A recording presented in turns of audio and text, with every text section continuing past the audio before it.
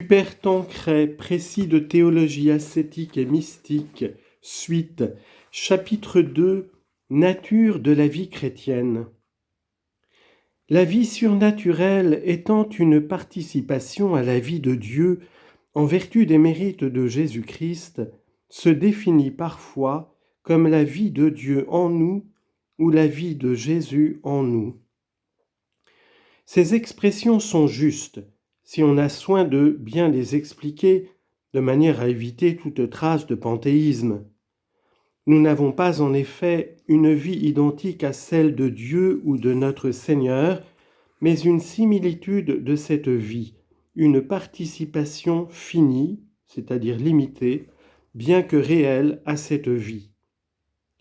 Nous pouvons donc la définir, une participation à la vie divine conférée par le Saint-Esprit habitant en nous, en vertu des mérites de Jésus-Christ, et que nous devons cultiver contre les tendances opposées de la chair.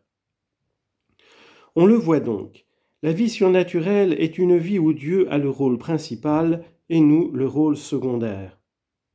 C'est Dieu, le Dieu de la Trinité, qu'on appelle aussi le Saint-Esprit, qui vient lui-même nous conférer cette vie, puisque lui seul peut nous faire participer à sa propre vie.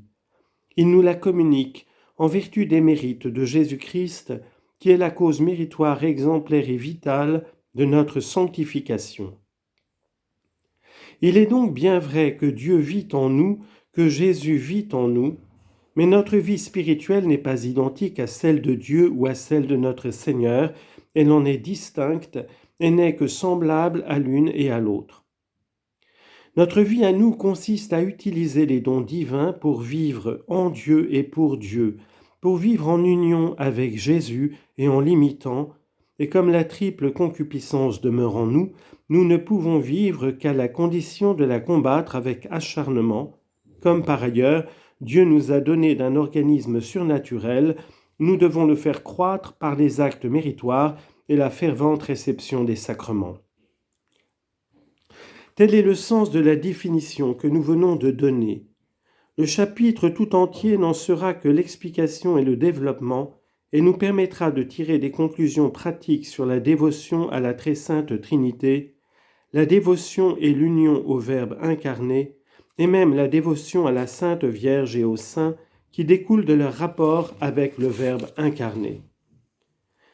Bien que l'action de Dieu et l'action de l'âme se développent parallèlement dans la vie chrétienne, nous traiterons pour plus de clarté en 2 articles successifs du rôle de Dieu et du rôle de l'homme. Plan général, Dieu agit en nous, premièrement par lui-même, par son Verbe incarné qui est principalement cause méritoire exemplaire et cause vitale, d'où la dévotion au Verbe incarné. Troisièmement, Dieu agit en nous par Marie qui est secondairement cause méritoire, exemplaire et distributrice de grâce de notre vie, d'où la dévotion à Marie. Dieu agit en nous quatrièmement par les saints anges, image vivante de Dieu. Il faut donc les vénérer. Comme intercesseurs, il faut les invoquer. Comme modèle, il faut les imiter. Dieu agit en nous, disions-nous, par lui-même, à savoir, il habite en nous, d'où la dévotion à la très sainte Trinité, et il nous dote d'un organisme surnaturel. Nous vivons et nous agissons par Dieu. Premièrement, en luttant contre la concupiscence, contre le monde et contre le démon, en sanctifiant nos actions, leur triple valeur, la condition du mérite, le moyen de rendre nos actes plus méritoires. Troisièmement, nous vivons et agissons pour Dieu en recevant dignement les sacrements, d'où la grâce sacramentelle et la grâce spéciale de la pénitence et de l'Eucharistie. Article 1er. Du rôle de Dieu dans la vie chrétienne. Dieu agit en nous soit par lui-même, soit par le Verbe incarné, soit par l'intermédiaire de la Sainte Vierge, des anges et des saints. Du rôle de la très sainte Trinité.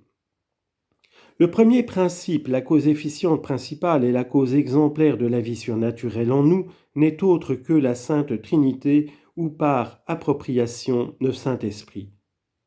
Car bien que la vie de la grâce soit l'œuvre commune des trois divines personnes, puisqu'elle est une œuvre ad extra, on l'attribue cependant spécialement au Saint-Esprit parce que c'est une œuvre d'amour. Or, cette adorable Trinité contribue à notre sanctification de deux façons. Elle vient habiter notre âme et elle y produit un organisme surnaturel qui, en surnaturalisant cette âme, lui permet de faire des actes déiformes. L'habitation du Saint-Esprit dans l'âme. Puisque la vie chrétienne est une participation à la vie même de Dieu, il est évident que lui seul peut nous la conférer. Il le fait en venant habiter dans nos âmes et en se donnant à nous tout entier pour que nous puissions lui rendre nos devoirs, jouir de sa présence et nous laisser conduire par lui avec docilité pour pratiquer les dispositions et vertus de Jésus-Christ. On lit en note. C'est sur cette vérité que M. Ollier, dans le Catéchisme chrétien pour la vie intérieure, base sa spiritualité. Citation. Qui est celui qui mérite d'être appelé chrétien ? C'est celui qui a en soi l'esprit de Jésus-Christ, qui nous fait vivre intérieurement et extérieurement comme Jésus-Christ. Le Saint-Esprit y est avec le Père et le Fils et y répand, comme nous avons dit, les mêmes sentiments, les mêmes mœurs, les mêmes vertus de Jésus-Christ. Fin de note. C'est ce que les théologiens appellent la grâce incréée. Nous verrons premièrement comment les trois divines personnes vivent en nous, et deuxièmement comment nous devons nous comporter à leur égard.